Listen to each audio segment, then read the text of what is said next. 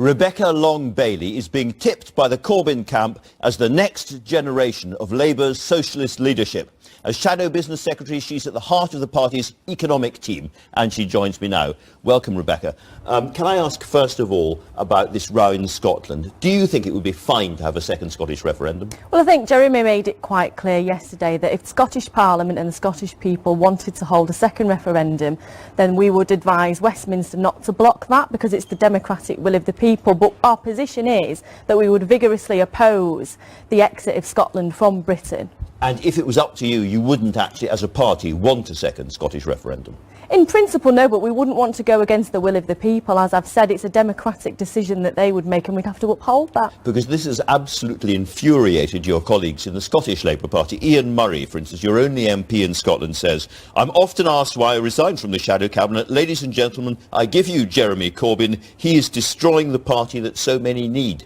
Well, I don't think there's any ambiguity in terms of Scottish Labour. Even Kezia Dugdale, the leader of Scottish Labour, said in July last year that it would be categorically wrong for Westminster to block such a decision if it was done in a democratic way and the Scottish Parliament had put it forward.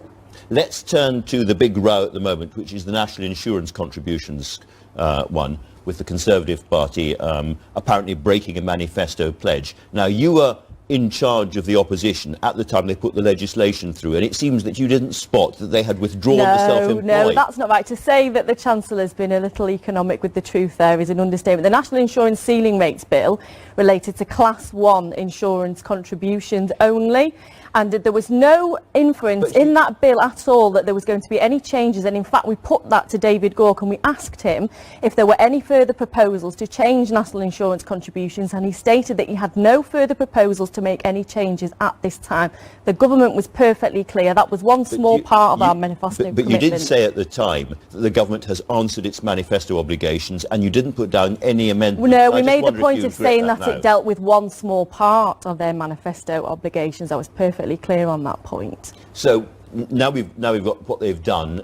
Presumably these are self-employed, entrepreneurial people and all the rest of it. Do you want to reverse this change or not? Well, I think we need to look at the way self-employed people are treated as a whole. The reason that they have lower national insurance... So you might not... No, well, let me answer the question. The reason that they have lowered national insurance contributions is because they don't have access to maternity pay, paternity pay, holiday pay and the other benefits that employed people enjoy. Sure. So the government needs to look at the whole package, really, and put forward a set of fundamental reforms to support self-employed people and also deal with the issue of bogus self-employment where people are being exploited. So it sounds like you wouldn't reverse what the government's just done.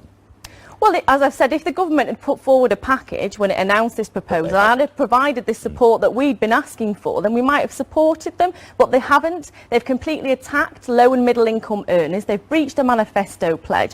And as the Federation of Small Businesses states, this completely undermines their supposed strategy to support UK business. It certainly doesn't do that. Well, let's turn to your strategy, if I call it. I talked to John McDonnell last week about your own spending pledges, and we've totted them up. I'm going to let you see them now in the screen, if you can see them there.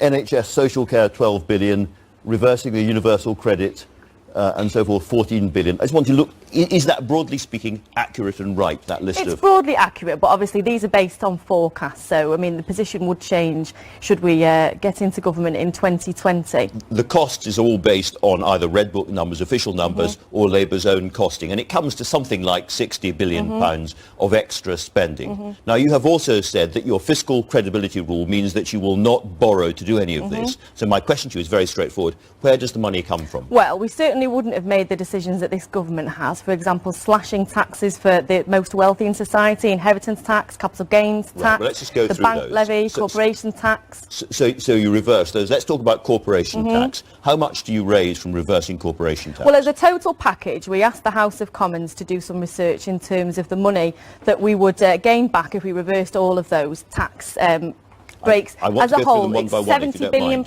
in total by 2020. I don't think it is. I just want to go through these one by one to make it clear. But we've done the research, Andrew, where we can provide you with details of that. The House of Commons carried out independent research on this very point based on OBR forecasts. If you've done the research, you can tell me how much you'd get from reversing the corporation tax changes. In terms of, well, as I've said, the package as a whole is 70 billion. It's all based on forecasts. In terms of other potential changes that we've asked, we referred in the budget to business rates. We'd asked the government to make changes to the business rate scheme in order to support businesses. Okay. Many of those proposals were cost neutral. The answer to the question is 17.7 billion, thereabouts. So you're still about 40 odd billion away from your target. Well, as I've said, so as I've said, it's 70 billion in total, referring to those 4 tax breaks. 70 billion by 2020. I don't think you get 70 billion. I want to go through those 4 tax breaks in specific terms to check this. So 17.7 billion from corporation tax cuts. How much do you get from raising the inheritance tax threshold?